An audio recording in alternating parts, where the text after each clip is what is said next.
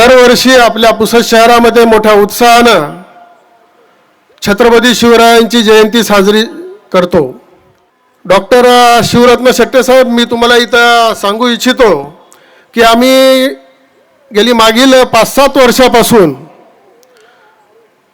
पुसद शहरामध्ये छत्रपती शिवरायांचे विचार, छत्रपती शिवरायांना डोक्यावर घेऊन नाचण्यापेक्षा छत्रपती शिवरायांचे विचार विद्यार्थ्यांच्या डोक्यात शिरले पाहिजे, त्यांचे विचार रुजले पाहिजे, या उदात्त हेतूने आम्ही दरवर्षी शिवसामान्य ज्ञान स्पर्धेचं आम्ही इथं आयोजन करतो.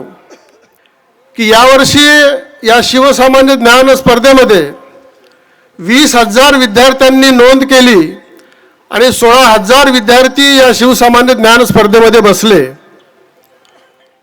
यावर्षी सुद्धा आपली ही शोभायात्रा संपूर्ण डीजे विरहित राहणार आहे आणि या शोभायात्रेमध्ये सर्व जाती धर्माचे, बंजारा समाजाचं लोकनृत्य आहे, आदिवासी समाजाचं लोकनृत्य आहेत, बेंबळा येथील प्रसिद्ध असं ज्यांनी शोभायात्रेमध्ये ठेवलेलं आहे आणि विविध 10 ते 15 शाळेचे विद्यार्थी सुद्धा या शोभायात्रेमध्ये सहभागी होणार आहेत. तर खऱ्या अर्थाने छत्रपती शिवाजी महाराज यांचे विचार आपल्या पुसदमध्ये इथे दिसतात. याला एकमेव कारण म्हणजे की राजकीय विचार हे बाजूला ठेवून आम्ही सर्व इथे छत्रपती शिवाजी महाराज यांच्यासाठी एकत्र बसतो.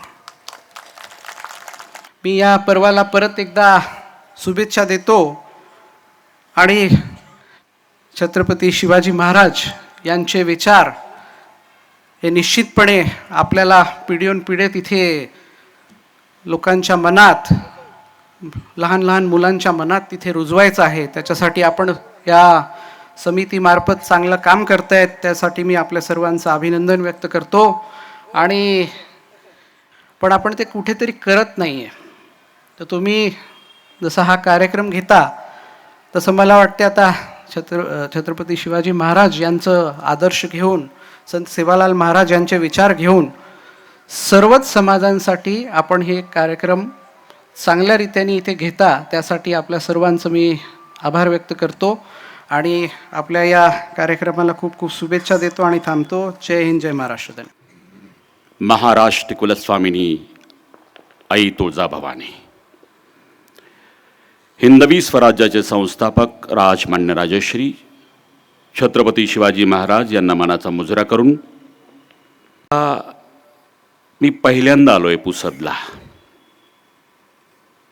मला एवढं बरं वाटलं, महाराष्ट्रामध्ये पक्षीय शिवजयंती होतात, शिवसेनेची, भाजपची, राष्ट्रवादीची. शहराचं मी मनापासून कौतुक करेल की आज मला या व्यासपीठावरती RSS पासून ते RPI पर्यंत, मराठा सेवा संघ, संभाजी ब्रिगेड, जिजाऊ ब्रिगेडपासून भाजप, शिवसेना, राष्ट्रवादी, सर्व पक्षीय मांदियाळी दिसली. महाराष्ट्रातलं हे चित्र महाराष्ट्र धर्म दर्शविणारं आहे. मनपूर्वक मी आभार प्रकट करेल माझे मित्र शरद भाऊ मैंद यांचं की त्यांनी इतका चांगला उपक्रम राबविला. या शहरात डीजे मुक्त होते म्हटल्यानंतर तर मला मनस्वी आनंद झाला. ही माझी चळवळ आहे. जन्म झारखंड बिहारमध्ये नाहीये, आसाम अरुणाचल मध्ये नाहीये. जन्म तुमचा माझा होऊन व्हावा, नियंत्याने घालून घालावा, तो छत्रपतींच्या महाराष्ट्रात 7 जन्माची पुण्याई लागते. इथं जन्म आहे. पानिपताच्या मैदानावरती दिनांक 14 जानेवारी 1761 मराठ्यांचं पानिपत झाले, मराठे हारले. खरं सांगू, तांत्रिक दृष्ट्या आम्ही हारलो असू, दिनांक 14 जानेवारी दुपारपर्यंत आम्ही जिंकत आलो होतो. पण सदाशिवराव भाऊ गेले, विश्वासराव भाऊ गेले आणि बघता बघता इब्राहिम खान गारद्यानी लावलेला तोफांचा जो डावपेच होता तो मोडला. आपलेच मराठा सरदार समोर आले आणि तोफा चालवायच्या कोणावरती गोंधळलेली परिस्थिती झाली आणि मराठ्यांचं दुपारपर्यंत जिंकत आलेलं पारडं मात्र फिरलं आणि तांत्रिकदृष्ट्या आमचा पराभव झाला. हरलो स्वामी. त्या दिवशी म्हणजे दिनांक 14 जानेवारी 1761 दक्षिण्यांनी पानिपताच्या मैदानावरती मजबूत छावणी केली होती. दक्षिण्यांनी म्हणजे मराठ्यांनी. सदन दक्षिण्यांनी पानिपताच्या मैदानावरती मजबूत छावणी केली होती. त्यांनी आमच्यावरती अत्यंत निकराने पुन्हा पुन्हा हल्ले केले. त्या दिवशी रणांगणावरती रुस्तुम आणि स्फिंदार मौजूद असते तर मराठ्यांचा महापराक्रम बघून आश्चर्याने तोंडात बोटे चावून दाबली असती. मराठ्यांसारखी लढण्याची खुमखुमी आणि युद्धाची लालसा जगात इतरांकडून दिसणे अथवा होणे अशक्य. कुणाचं मूल्यमापन आहे? शत्रूचं. अहमद शाह अब्दाली मराठ्यांच्या पराक्रमाची साक्ष त्यांच्या देशात काय मराठे लढले. म्हणजे आपण तांत्रिकदृष्ट्या पराभूत झालो असो, मी नेहमी म्हणत असतो, पण मराठ्यांचा तांडव असा होता ना त्या मैदानामध्ये. त्यानंतर एकही परकीय शत्रू खैबर खिंडीमधून भारत मातेकडे वाकड्या डोळ्यांनी बघण्याची हिंमत करता झाला नाही. हा मराठ्यांच्या पराक्रमाचा इतिहास आहे. हरलो स्वामी. इब्राहिम खान गारद्यासारखे मुसलमान आहेत, महार आहेत, मांग आहेत, ढोर आहेत, सांबार आहेत, वंजारी आहेत, बंजारा आहेत, जैन आहेत, शैव आहेत, वैष्णव आहेत, सुतार आहेत, लोहार आहेत, कुंभार आहेत. 18 पगड जातीची कोरकू आहेत, गोंड आहेत, वारली आहेत. 18 पगड जातीची माणसं अरे जन्माने आणि जातीने मराठा असणारे बहुसंख्येने होतेच होते. पण 18 पगड जातीची माणसं पानिपतावरती गेली, लढली आणि पडली. ती मराठा बनून पडली हे सांगण्यासाठी मी इथं आलो आहे. एक उदाहरण देईल की तुम्ही रोज आजपर्यंत मी तुम्ही जन गण मन राष्ट्रगीत म्हणत आलो, मोठे झालोय आपण.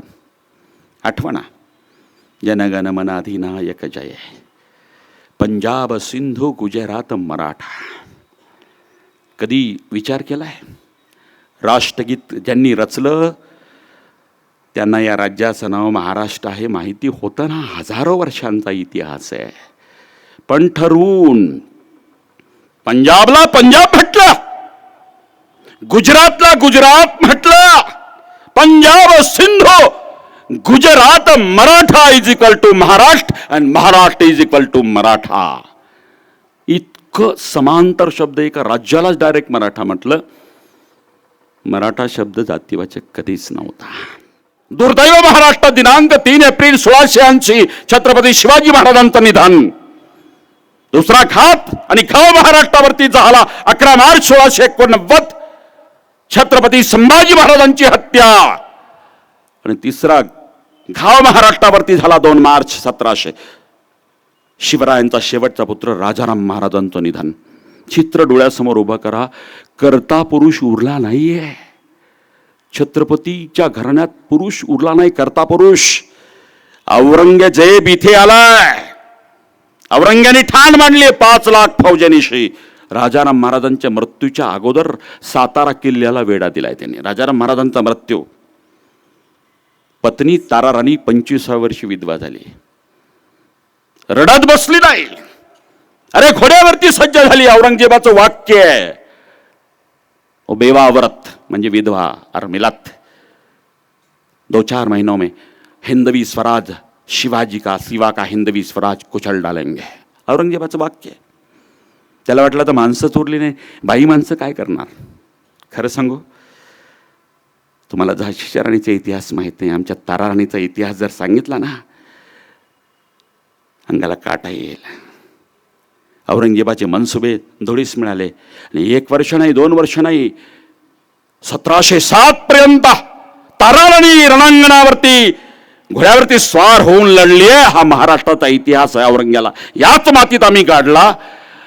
मराठ्यांच्या माणसाने ते केले, पण स्त्रिया सुद्धा लढल्या. हो, ती माणसं उद्याची शत्रू असतात आणि आज न काम केलेली पुढच्या निवडणुकीत हिरिरीने काम करतात. वजाबाकीची गणितं कधीच नाही. महाराजांचं एकच तत्व होतं, महाराजांनी बेरजेचे गणितं केले, माणसं तोडली नाहीत. बाबांनो, लेकरांनो, जिजाऊ साहेबांचं स्वप्न पूर्ण करण्यासाठी अखंडित परिश्रम त्या शिवबाराजांनी केले. तुम्हाला एकच आहे, तेवढं मोठं स्वप्न तुमच्या आईवडिलांचं जरी पूर्ण करता नाही आलं तर तुमच्या आईवडिलांनी जे तुमच्यामध्ये स्वप्न बघितले, माझा मुलगा मुलगी डॉक्टर होऊ दे, वकील होऊ दे, इंजिनियर होऊ दे, चांगला नागरिक होऊ दे, ते स्वप्न पूर्ण करा.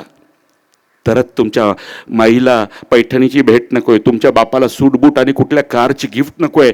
जे स्वप्न तुमच्या आईवडिलांनी बघितलं ते स्वप्न पूर्ण करा. हेच आजच्या शिवजयंतीचं खऱ्या अर्थानं सार्थक आहे. जय हिंद, जय महाराष्ट्र.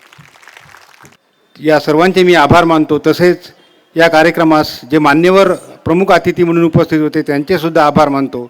तसेच इथे मोठ्या संख्येने महिला आणि बंधू शिवप्रेमी इथं उपस्थित राहिले त्यांचेसुद्धा आभार मानतो आणि आजचा कार्यक्रम संपला असं जाहीर करतो.